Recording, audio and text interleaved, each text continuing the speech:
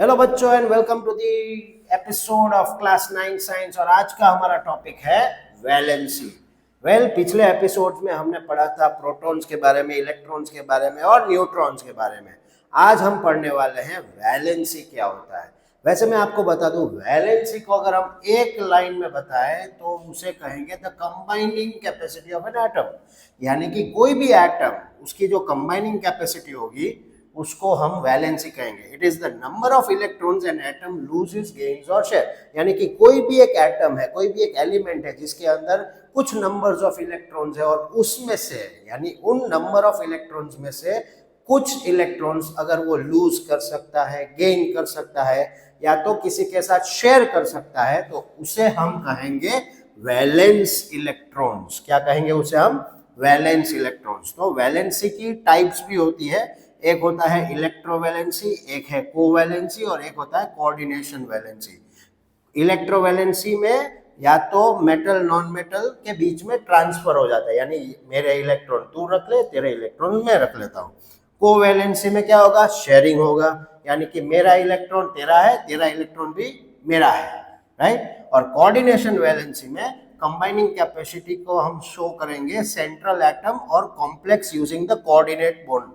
ये ज्यादातर higher and classes में आपको आएगा, लेकिन 9th और 10th स्टैंडर्ड में आपको इलेक्ट्रोवैलेंसी और कोवैलेंसी के बारे में पढ़ना बहुत जरूरी है। जब कोई भी एटम है, अगर इलेक्ट्रॉन्स को वो लूज करता है, ध्यान से सुनना, जब कोई भी एलिमेंट, उसका एटम अगर इलेक्ट्रॉन्स को लूज करता है तो वो पॉजिटिव एटम बन जाता है। अगर वो किसी के पास से गेन करता है तो वो नेगेटिव एटम बन जाता है। ओके। और वैलेंसी कैसे फाइंड करना है? तो बहुत ही सिंपल है। You have to apply this rule. अगर बाहर की ऑर्बिट में, यानी कि कोई एक एलिमेंट है, let us talk about oxygen. Okay. Oxygen के कितने उसके पास नंबर ऑफ इलेक्ट्रॉन्स है? ऑक्सीजन के पास नंबर ऑफ इलेक्ट्रॉन्स है टोटल मिला के 8। ओके। तो 8 इलेक्ट्रॉन्स में से पहले इलेक्ट्रॉन में, पहले ऑर्बिट में 2 इलेक्ट्रॉन्स चले जाएंगे। अब बचे कितने उसके पास? 6। तो बाकी के 6 इलेक्ट्रॉन्स दूसरे ऑर्बिट में जाएंगे। अब 6 इलेक्ट्रॉन्स चले गए, लेकिन सेकेंड ऑर्बिट की कैपेसिटी थी 8 इलेक्ट्रॉन्स की। तो 8 में से कितने कम है? 2। यानी कि उसकी वैलेंसी बाहर वाले ऑर्बिट में कितने हैं? अगर 6 इलेक्ट्रॉन्स है तो उसका 8 माइनस दिस 6 वैलेंस इलेक्ट्रॉन, यानी उसकी वैलेंसी आ जाएगी 2। यानी देखो इधर ऑक्सीजन की वैलेंसी हो गई 2। अगर हम कोई दूसरा एग्जांपल चेक करें, तो अगर हम बात करें फॉर एग्जांपल सोडियम की, ओके, तो सोडियम के पास नंबर ऑफ इलेक्ट्रॉन्स कितने होंगे? सोडियम के पास इन टोटल बाहर वाली ऑर्बिट में NaCl, सोडियम के पास बाहर वाली ऑर्बिट में टोटल 7 इलेक्ट्रॉन्स है। तो 8 माइनस 7 करेंगे तो उसकी वैलेंसी कितनी हो जाएगी? 1 हो जाएगी, राइट।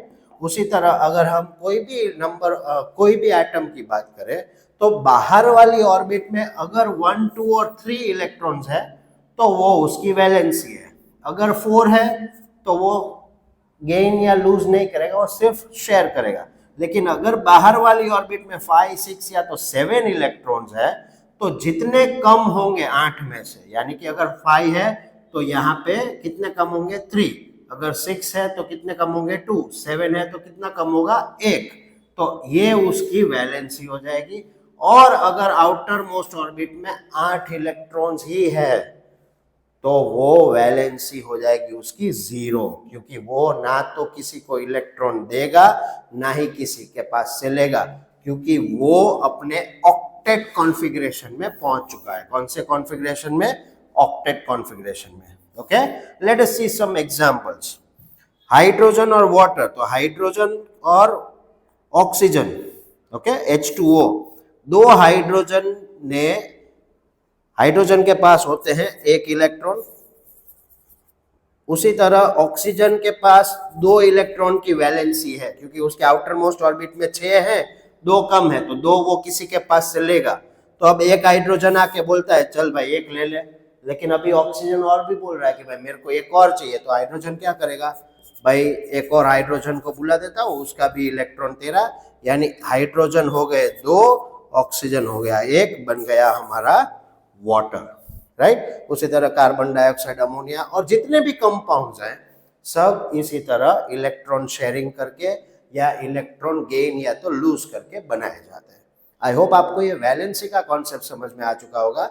आपकी टेक्स्ट बुक में वैलेंसी का पूरा एक टेबल दिया हुआ है, वो टेबल यानी उस एलिमेंट की कितनी वैलेंसी इलेक्ट्रॉन्स है वो आपको याद रखना बहुत इंपॉर्टेंट है आपकी एग्जाम के लिए।